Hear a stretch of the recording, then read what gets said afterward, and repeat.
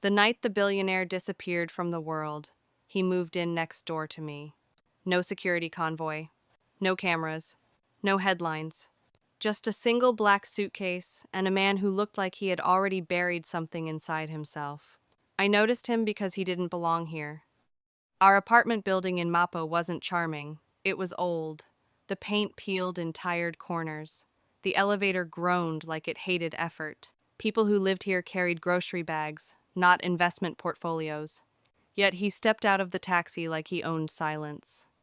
Tall, dressed in black, expression carved from stone. He didn't look at anyone. He didn't need to. Mrs. Han from 3B tried to greet him. He nodded once. No smile, no warmth. I rolled my eyes. Another cold soul man allergic to emotions. I didn't know his name then. He wrote Kang Minjae on the mailbox. But I knew one thing immediately. He was running from something. That evening, I heard him moving furniture through the thin walls. No music, no phone calls, no laughter. Just silence. Silence can be loud if you pay attention. I was too tired to think about mysterious neighbors. My shift at the cafe had stretched longer than usual, and Minjun had a hospital checkup in the morning. I was halfway up the stairs when the plastic bag in my hand split open. Apples scattered everywhere. Of course they did. I sighed and knelt down, exhausted. A pair of black shoes stopped in front of me. Without speaking, he crouched and gathered the apples, placing them carefully back into the torn bag. Up close, he looked even colder, sharp jawline, eyes that had learned not to trust. "Thank you," I said quickly. "You don't have to. It's fine." His voice was deep, calm, controlled. I stood and met his eyes fully for the first time. There was something there. Not arrogance. Not cruelty. Just distance. "You're new," I said, adjusting the bag. "The water pressure is terrible on Wednesdays." For half a second, the corner of his mouth twitched. Almost a smile. "I'll keep that in mind." He walked past me after that, carrying nothing but the air around him. I should have forgotten about him. But that night, when Minjun fell asleep on the couch after studying too long, I laughed at something silly on my phone, and through the wall I heard something shift, like someone had paused mid-breath. Across the hallway, Kang Ji-won stood still. He hadn't heard laughter like that in years. Genuine, unfiltered, alive. Boardrooms echoed with strategy. Mansions echoed with emptiness. But this was different. He leaned lightly against the wall separating their apartments. He didn't know why. He just knew the sound softened something in him he had buried long ago. For the first time since stepping down as CEO, since watching men he trusted stab him in the back, since remembering his mother's last exhausted smile, he didn't feel completely alone. And that terrified him more than any corporate betrayal ever could. Because emotions were dangerous. And the girl next door smiled too easily. I didn't know the cold man next door was watching me. Not like that. Seoul is loud. Cars, ambition, deadlines. But poverty is quiet. It hides behind polite smiles and perfect customer service. At the cafe in Gangnam, I memorized regular orders like survival codes. Triple shot Americano. Oat milk latte. No foam, extra hot. I smiled even when my feet hurt. Even when the hospital bill notification flashed on my phone. Even when Minjun texted, "Nuna, don't worry, I'm fine." Lies, we both told them well. Around 9 p.m., I rushed home in light rain. The elevator was broken again. Of course it was. Halfway up the stairs, the lights flickered, then went out completely. Darkness swallowed everything. "Great," I muttered. A soft click. A flashlight beam cut through the black.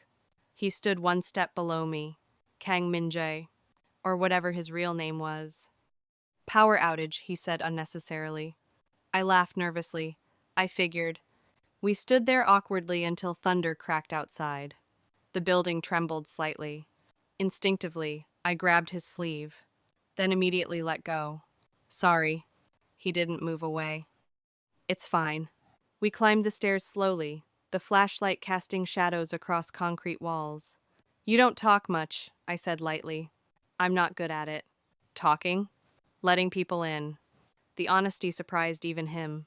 I glanced at him, really looked. You don't seem mean, I said, just tired. He exhaled quietly. No one had ever described him like that. At my door, I hesitated. Do you want tea? I offered impulsively. Since the power's out, and you look like you don't own candles. Silence. Then, okay. Inside my apartment, everything was small but warm. The scent of instant noodles lingered. Minjun peeked from his room, eyes curious. Who's that? He whispered. Our neighbor. Jiwon nodded slightly at him. Minjun smiled brightly. You look cool. Something unreadable flickered across Jiwon's face. We sat on the floor with steaming mugs, rain tapping against windows. I want to open a bakery someday, I admitted. Somewhere small, somewhere that smells like sugar instead of stress. He listened carefully, like my dream mattered. When he finally stood to leave, he paused at the door. You smile a lot, he said. Someone has to. That night, after he returned to his apartment, Kang Ji-won stared at his reflection in the dark window. He had built an empire worth billions. Yet somehow, the girl with hospital debt and secondhand furniture felt richer than him. And for the first time in years, he wanted something that had nothing to do with power. The night my brother stopped breathing, the cold man next door stopped pretending. It happened too fast. One moment, Minjun was arguing with me about finishing his soup. The next, the bowl slipped from his hands. His body hit the floor. Minjun? No response. His fingers clawed at his chest. My heart dropped so violently I thought it might stop too. Minjun, look at me, look at me. His breathing turned shallow, uneven, wrong. I fumbled for my phone, hands shaking so badly I dialed the wrong number twice.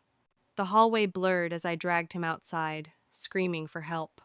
And then, a door opened. He was there, Kang Min-jae, but not the quiet version. Not the reserved, distant man who barely spoke.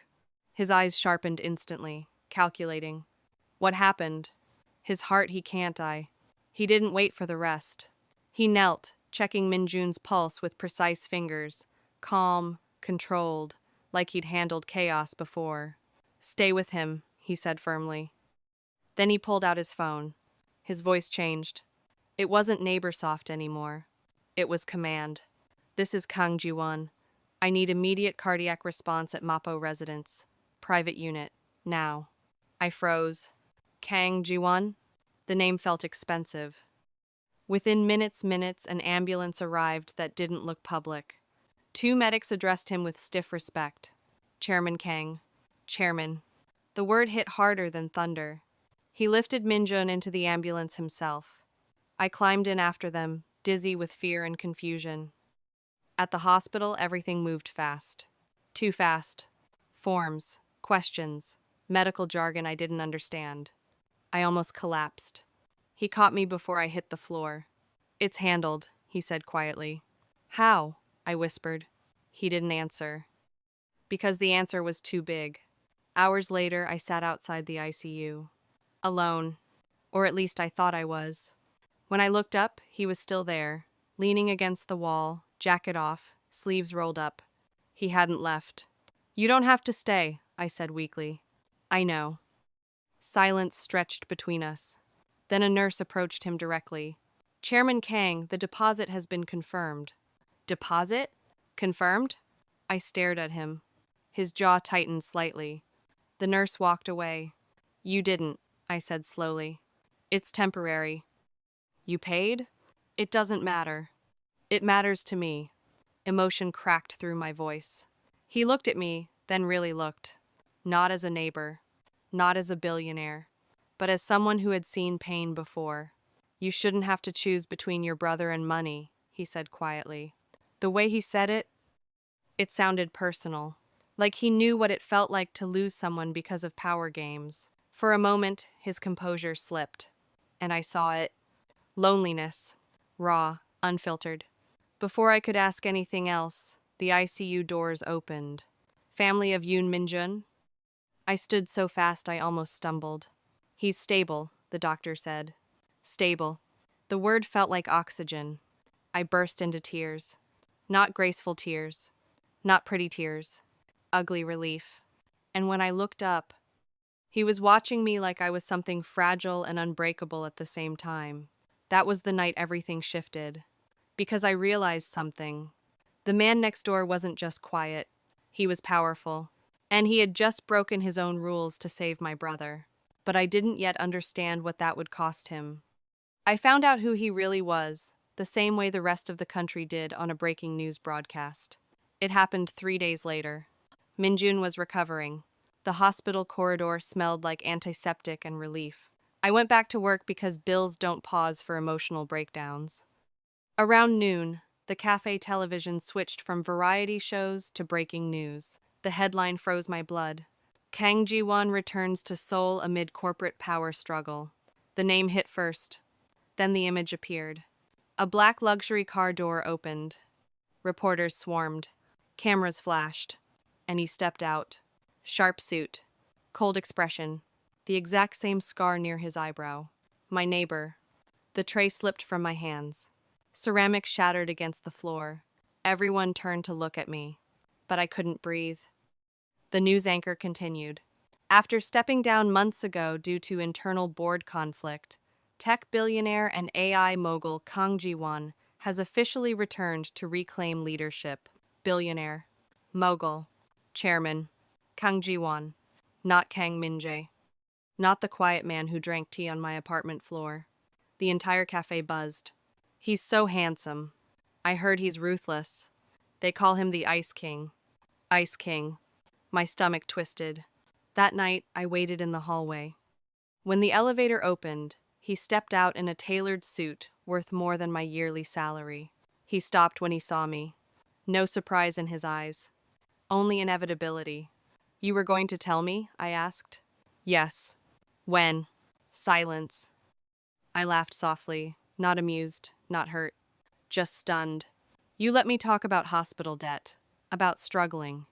You watched me complain about broken elevators. I didn't watch you, he said quietly. I listened. That's worse. His composure flickered. For the first time, he looked unsure. I didn't want you to look at me differently. And you thought lying would fix that? I never lied. You let me believe you were normal. His jaw tightened. I wanted to be. The honesty disarmed me. For one dangerous second. Then reality returned. You're Kang Ji-won, I said. You own half the city. I don't own this hallway. The answer was soft, almost pleading. But something had changed. There was distance now. Power imbalance. A world I couldn't enter. Why here? I demanded. He exhaled slowly. Because I was tired of being surrounded by people who wanted something. And you think I don't? I know you don't. That certainty shook me more than the truth. Because he was right. I hadn't wanted anything from him. Not money. Not status. Just warmth. But warmth doesn't survive secrets. And as I looked at him standing under flickering hallway lights, I realized something painful. The man I thought I knew never really existed. Or maybe he did. And that was the real danger. It's not the truth that destroys you. It's what changes after you know it. After the hallway confrontation, everything felt different. The walls were the same. The elevator still groaned. But when I heard his door open now, my heart didn't soften. It tightened. At the cafe, customers talked about him constantly. Kang Ji-won is back. The board tried to push him out. They say he's colder than ever. Colder than ever. I wondered if they knew he drank tea without sugar. If they knew he stood silently outside ICU rooms. If they knew he rolled up his sleeves when things got serious. They didn't. And suddenly, I wasn't sure if I did either. He stopped knocking. Stopped lingering in the hallway. But he didn't disappear. Groceries started appearing outside my door. Medicine refills were delivered without explanation. Minjin's follow-up appointment was upgraded to a private specialist. I didn't need confirmation. I knew. That night, I marched across the hallway and knocked hard. He opened the door almost immediately, as if he'd been standing there. Stop, I said. His expression didn't change. Stop what? Fixing things. I'm not fixing. I'm helping. I didn't ask for help. You shouldn't have to. Anger flared in my chest. You don't get to decide that. Something flickered in his eyes, not anger, hurt. I'm not trying to control your life. It feels like it. Silence pressed between us. For a moment, I saw it again. That exhaustion behind his composure. You think I don't know what it feels like to lose someone? He asked quietly. The question hit unexpectedly. I couldn't save my mother, he continued, voice steady but low. No matter how powerful my father was, no matter how much money we had. The confession shifted something. I didn't expect vulnerability. I'm not trying to buy gratitude, he added. I just don't want you to feel alone. The words landed gently, too gently. That's the problem, I whispered. I wasn't alone, until I found out who you were. He absorbed that without defense. Board meetings resumed the next day. News outlets followed him again. And that evening, I saw her. Hansjorin. Elegant, composed, the kind of woman who never worries about rent. She stepped out of a luxury car in front of our building. Paparazzi cameras flashed. I watched from my window as she adjusted his tie. Intimate. Intentional. Claiming.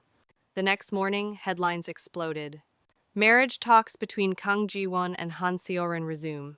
I didn't cry. I didn't rage. I just felt foolish. Because somewhere between broken elevators and hospital corridors, I had started to believe I mattered. That night, he knocked on my door. I can explain. You don't owe me one. Yes, I do. I met his gaze evenly. You belong to a world of mergers and headlines. And you don't? No. The simplicity hurt more than shouting. I never asked for her, he said. But you'll accept her. Silence. Because that was the truth. Power demanded sacrifice. And love was always the first thing sacrificed. For the first time since he moved in, he looked like a man losing something he didn't know how to fight for. And I looked like someone who had already decided not to compete. Falling for a billionaire doesn't break you. The internet does. It started with a photo. Blurry, taken from across the street. Me entering our apartment building. Him walking behind me. That was all it took. By morning, my phone wouldn't stop buzzing. Unknown numbers. Tagged posts. Screenshots. Mystery woman linked to Kang Ji-won. Gold digger next door? Gold digger. The word felt dirty. Like something sticky I couldn't wash off. At the cafe, whispers followed me. That's her. She doesn't look special. I heard he paid her brother's hospital bill. Humiliation burns differently than anger. It's quieter. Heavier. My manager pulled me aside that afternoon. I'm sorry, Ara. This attention, it's not good for business. Translation, resign. So I did. I walked home in broad daylight, cameras waiting outside. Microphones shoved forward. Miss, are you dating Chairman Kang? Did he buy your silence? I kept walking. Head down, breathing shallow. When I reached the building entrance, security was already there. His security. I didn't know whether to laugh or scream. Inside my apartment, I finally let myself fall apart. Not because they called me names, but because I suddenly understood the size of his world. It could swallow mine without trying. A soft knock came at my door. I didn't answer. It came again. I know you're inside, his voice said. I opened it. He looked furious. Not at me. At the world. I'll shut it down, he said immediately. How? I'll deny everything. Which part? Silence. Because denying it meant denying me. You see? I said softly. That's your power. You can erase things. I would never erase you. You don't have to. The internet already did. He stepped closer. They don't matter. They do when I can't pay rent anymore. That stopped him. Because money, for him, was a solution. For me, it was survival. Move somewhere safer, he said. I'll arrange it. I shook my head. No more arrangements. I walked back inside and closed the door gently. Then I wrote a note. Not dramatic. Not angry. Just honest. Thank you for helping, Minjun. But I don't belong in your world. I won't let it destroy mine. I slipped it under his door before dawn. And by the time he found it, I was already packing. Because sometimes love doesn't end in betrayal. It ends in realization. And I finally understood something painful. Loving Kang Ji-won meant fighting forces bigger than both of us, and I wasn't sure he was ready to fight. I thought walking away would protect my heart. I didn't know it would shatter his. He found the note at 6:12 a.m. The hallway was silent when Kang Ji-won bent down and picked up the folded paper outside his door. He knew it was from me before he opened it. He felt it. 3 lines. No accusations. No tears. Just distance. For a man who had survived corporate coups and billion-dollar collapses, the small tremble in his hand made no sense. Until he opened my apartment door. Unlocked. Empty. The air felt abandoned. The small shoe rack near the entrance was gone. The faint scent of vanilla candles had faded. The couch where we drank tea sat stripped of blankets. She left. The realization hit harder than any headline. He stood in the middle of the room, surrounded by absence. And for the first time in years, he didn't know what to do. A memory surfaced without warning. Rain. A convenience store. 17-year-old Kang Ji-won, still wearing his school uniform, standing silently, while older boys mocked him for being chairman's spoiled son. He hadn't defended himself. He never did. Until a girl with fierce eyes stepped forward. "Are you insecure or just bored?" she had snapped at them. The boys laughed. She didn't. She stood between him and humiliation like it was instinct. When they left, she turned to him and shrugged. "You don't look weak. Stop acting like it." He never forgot her face. He just never imagined she would be the girl next door years later. Yoon Ara. The only person who had ever defended him without knowing who he was. He hadn't recognized her immediately. But when she laughed in the hallway that first night, something in him remembered. And now she was gone. By afternoon, he had security tracing relocation permits. He could find her in minutes. He didn't, because she didn't want to be found. That was the difference. Power could retrieve her location, but it couldn't retrieve her trust. At the corporate headquarters, the board meeting was merciless. "Chairman Kang, your personal scandal has already impacted investor confidence. Your association with that woman is becoming a liability." That woman. His jaw tightened. "She has a name," he said evenly. The room stiffened. "Then perhaps you should distance yourself publicly," one director suggested, "before engagement discussions resume." Engagement. Han Seorin. Strategic marriage. Clean headlines. Stock recovery. Legacy preserved. It was all so logical. So easy. He could end the rumors. Issue a statement. Let Ara fade from the narrative. Return to the throne. He had done harder things. But logic felt empty now. Because somewhere between ICU corridors and broken elevators, he had chosen her, even if he hadn't admitted it. That night, alone in his apartment, Kang Ji-won did something he hadn't done in years. He allowed himself to feel. Not control. Not calculate. Just feel. And it hurt. Not because she left, but because she left believing he wouldn't fight. And maybe she was right. When the world demands your obedience, love feels like rebellion. Ara moved across the river. Smaller place, smaller rent, smaller expectations. Minjun didn't ask questions. He just watched me pack with quiet understanding. "Nuna," he said softly, "did you like him?" I paused. "Yes." "Then why leave?" "Because liking someone powerful is dangerous. Because being seen next to him made me disposable. Because I refused to be someone's scandal." But I only said, "Some worlds don't mix." Minjun didn't look convinced. Meanwhile, the board scheduled the announcement. Press conference. Engagement confirmation.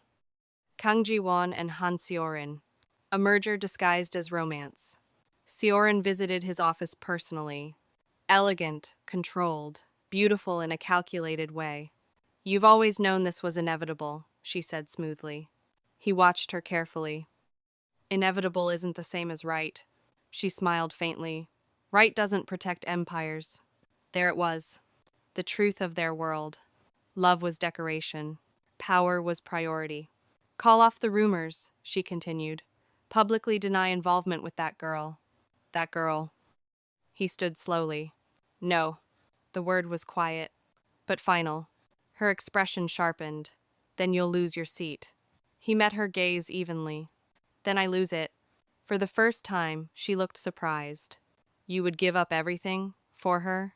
He didn't hesitate. Yes. News outlets buzzed with anticipation the next day. Investors tuned in. Reporters filled the grand conference hall. Ara watched from a small television in her new apartment, telling herself it didn't matter. He would choose power. He always would. That's how men like him survived. On stage, Kang Ji-won stood beside Han Seorin. Flashes exploded. The moderator handed him the microphone. He was supposed to confirm engagement, stabilize stocks, restore control. Instead, his eyes scanned the crowd, searching, and then he saw her.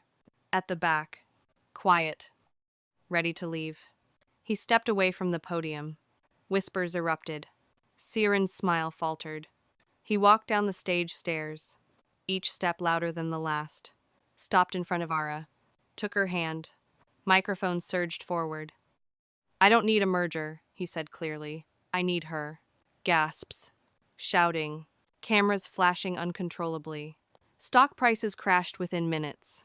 Board members panicked. Sioran's composure shattered. And Ara stood frozen, heart racing. Because in that moment, he didn't choose legacy. He chose love. He chose me in front of the world. The world chose to punish him for it. The moment his fingers closed around mine, everything detonated. Cameras surged forward. Reporters shouted questions over one another.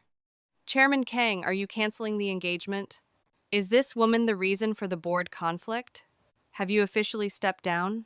His grip tightened, not possessive, not forceful, protective. For the first time since I met him, Kang Ji-won looked unguarded, not cold, not calculating, just certain. I don't need a merger, he repeated, voice steady despite the chaos. I need her. Gasps rippled through the room. Somewhere behind us, Han Seorin's composure fractured. The board members stood abruptly, whispering in alarm. Within minutes, financial news alerts exploded across screens nationwide. Kang Group stocks plummet. Emergency board session called. I pulled slightly on his hand. Ji-won, what are you doing? Choosing you. He didn't say it out loud this time. He didn't need to. By nightfall, the decision came. The board voted him out, effective immediately. His access revoked. His authority stripped. The empire he rebuilt after betrayal gone again. The headlines were brutal. Love costs billionaire his throne. Chairman falls for commoner. Commoner. The word burned more than gold digger ever had. I stood in his apartment, no, our apartment now, and watched the news play on mute. He was unnervingly calm. You don't look surprised, I said quietly. I knew the risk. You didn't hesitate. He met my eyes. Not when it came to you. The simplicity made my chest ache. You could have waited, I whispered. Handled it privately.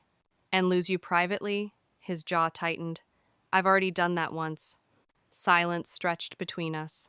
The city outside continued, as if nothing monumental had happened. But everything had changed. His phone buzzed relentlessly. Lawyers, executives, media. He turned it off. Just like that. Are you scared? I asked. Yes. The honesty stunned me. Of losing everything? He stepped closer. No, of losing you again. The air shifted. For the first time, I saw the full weight of what he'd sacrificed, not for romance, not for drama, but because he refused to let power dictate his heart again. Still, doubt crept in. What if you regret it? I asked softly. I regret the years I let fear control me, he replied. Not this. But consequences were real. Investors withdrew. Allies distanced themselves. Even longtime executives avoided his calls. Power had loved him when he was useful. Now he was expendable. That night, for the first time since becoming a billionaire, Kang Ji-won slept without a title. And somehow he looked lighter. Without power, he was just a man. And that terrified him more than any boardroom ever did. The luxury car disappeared first. Then the security team. Then the assistants. Silence followed. He remained in the modest Mapo apartment by choice. The media expected him to retreat to another mansion. He didn't. He stayed. Not as Chairman Kang, just as Ji-won. The adjustment was subtle but profound. He stood in line at the grocery store, carried his own bags, burned rice once and stared at the pot like it had personally betrayed him. I laughed. You've negotiated billion-dollar deals but can't cook rice? I delegated that, he said dryly. The simplicity of domestic life unsettled him at first. There were no strategic outcomes here. No performance metrics. Just small human moments. Minjun recovered steadily, teasing him mercilessly. Hyung, you used to be scary. Used to? Ji-won replied. Minjun grinned. Now you just look confused. It was true. Without constant responsibility, Ji-won didn't know who he was. He'd been trained for legacy, not life. One evening, we sat on the rooftop overlooking Seoul's skyline. His former headquarters glowed in the distance. Do you miss it? I asked. Yes. The answer was immediate. I built something meaningful there, he continued. It wasn't just money. I nodded. I never wanted you to lose yourself, I said quietly. He looked at me carefully. I didn't lose myself, he replied. I found what mattered more. But I could see the restlessness. The ambition that had shaped him didn't vanish with a board vote. It shifted. Weeks passed. Former employees began reaching out discreetly. Developers, engineers, analysts who believed in him, not the board. They're asking if I'll start something new, he told me one night. Will you? He studied my expression as if bracing for resistance. You don't need my permission. I don't, he agreed softly. But I want your support. That was new. Not command. Not assumption. Partnership. You're not powerful because you sit in a chair, I said. You're powerful because people trust you. His gaze softened. Will you stay? He asked carefully, even if I rebuild. I didn't hesitate. Yes, because this time, he wasn't choosing power over love. He was choosing both with honesty. And that difference changed everything. They took his title. They underestimated his will. Power didn't disappear. It changed form. 3 weeks after losing his CEO position, Kang Ji-won rented a small office space in a quiet part of the city. No skyscrapers, no marble lobby, just clean desks, strong Wi-Fi, and intention. The first person to walk through the door was his former lead engineer. I didn't build technology for a board, the engineer said simply. I built it for you. Then came 2 analysts. Then a cybersecurity specialist. Then more. They weren't following a billionaire. They were following belief. That difference mattered. This time, Ji-won worked differently. No ego. No isolation. He listened more.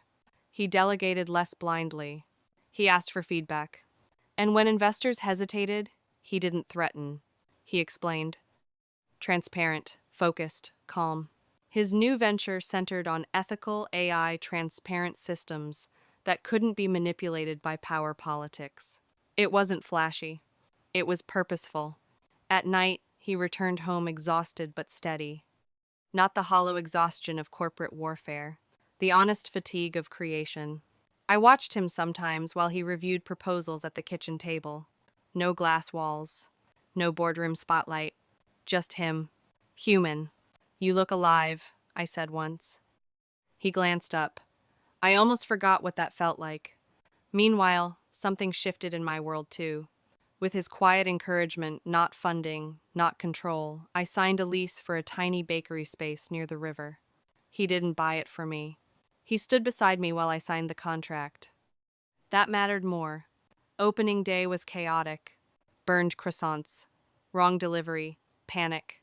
He showed up in rolled sleeves and helped wash trays. Customers came because of curiosity at first. They stayed because of taste. Minjun insisted on being the unofficial cashier. This place smells like hope, he declared dramatically. Ji-won laughed. A real laugh. Not controlled. Not measured. Just free. And in that sound, I heard something irreversible. Healing. 6 months later, headlines resurfaced. But different this time. Former chairman's startup surpasses expectations. Ethical AI firm challenges corporate giant. His old company's stock plateaued. His new one climbed, not explosively, steadily. Board members who once dismissed him requested meetings. He declined most of them. "I don't rebuild what betrayed me," he said calmly. One evening on the rooftop, watching the city lights, I asked the question that lingered. "If they offered your old seat back, would you take it?" He didn't answer immediately. Then, no. No hesitation. No nostalgia. Why? Because I don't need to prove anything anymore. He looked at me then, and I don't want to lose what I fought for. This time, power didn't own him. He owned himself. I fell in love with a cold billionaire. I married a man who finally learned how to feel. It rained the night he proposed. Soft, steady rain over the Han River. No press. No security. No audience. Just us. We had closed the bakery early. The city glowed in reflection on wet pavement. He seemed unusually quiet. Nervous, which was almost amusing. "You look like you're about to negotiate something," I teased. "I am," he replied softly. He reached into his coat pocket. Not a massive velvet box. Not a diamond meant to impress shareholders. Just a simple ring. Elegant. Understated. Intentional. "I've spent most of my life protecting power," he said slowly. "I didn't know how to protect people." The honesty in his voice wrapped around my chest. "You taught me that strength isn't control," he continued. "It's choosing someone, even when it costs you." Rain brushed against his hair, softening his usual sharpness. "I don't regret losing the empire," he said. "I would regret losing you." My throat tightened. "This time," he added gently, "I'm not choosing between love and legacy. I'm building both with you." He knelt.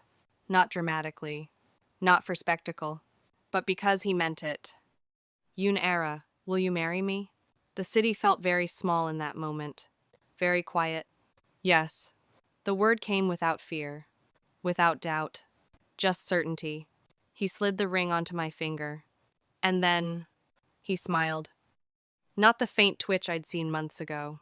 Not the guarded half-expression. A full smile. Warm. Unrestrained. Unafraid. "I was never cold," he admitted softly. "I know," I whispered. "You were just afraid." We married in a modest ceremony months later. No corporate alliances. No political speeches. Just close friends, Minjun crying dramatically in the front row, and the scent of fresh bread drifting in from the bakery next door. The media eventually lost interest. The world moved on. But sometimes, late at night, when the city quieted and rain tapped against the windows, I would look at him across our small kitchen table and remember the man who moved in with a suitcase and silence. He thought he was hiding from the world. He didn't know he was walking toward love. And this time, he didn't run.